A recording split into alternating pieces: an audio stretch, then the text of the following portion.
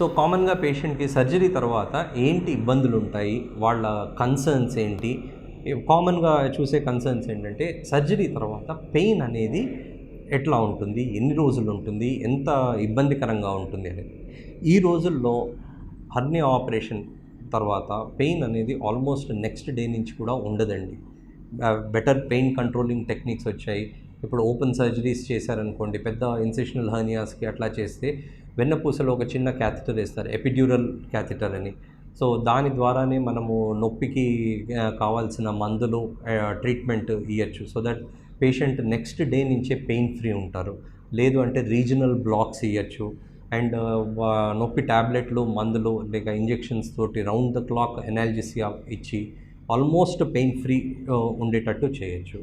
Laparoscopic సర్జరీలో incisions చాలా చిన్నగా ఉంటాయి అండ్ మిగతా కండరం అది కూడా ఎక్కువ కట్ చేయడం ఉండదు, ఓన్లీ స్ప్లిట్ చేసుకుంటూ లోపలికి వెళ్తాం కాబట్టి అక్కడ కూడా పెయిన్ అనేది చాలా తక్కువగా ఉంటుంది.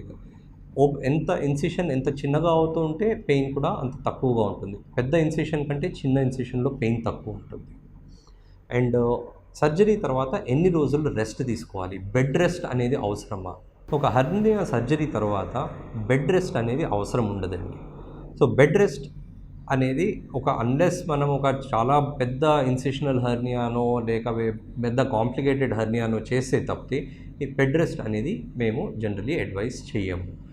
అండ్ రెస్ట్ అనేది రికవరీ అనేది వాళ్ళ నార్మల్ వర్క్కి ఎంత రోజుల్లో వెళ్ళగలుగుతాము, ఎంత తొందరగా వెళ్ళగలుగుతాము అనేది కామన్గా అడుగుతూ ఉంటారు పేషెంట్స్.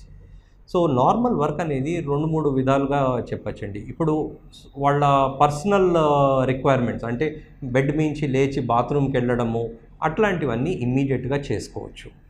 వాళ్ళు రొటీన్గా ఇంట్లో తిరగడము, మెట్లు ఎక్కడము దిగడము ఇవన్నీ కూడా వారు రొటీన్గా నెక్స్ట్ డే నుంచి చేసుకోవచ్చండి.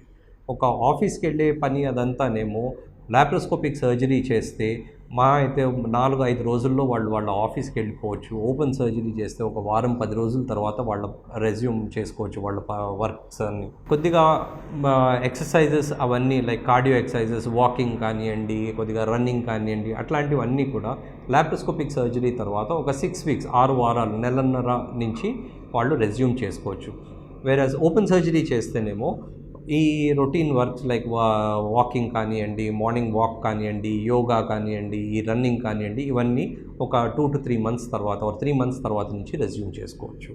అండ్ హెవీ వర్క్ అంటే ఎక్సర్సైజెస్, వెయిట్ లిఫ్టింగ్ ఇట్లాంటివన్నీ కూడా లాప్రోస్కోపిక్ సర్జరీ అయితేనేమో వాళ్ళు ఒక 3 months to 4 months తర్వాత నుంచి రెజ్యూమ్ చేయొచ్చు. ఓపెన్ హర్నియా సర్జరీ తర్వాత అయితేనేమో ఒక 6 నెలల నుంచి రెజ్యూమ్ చేసుకోవచ్చండి.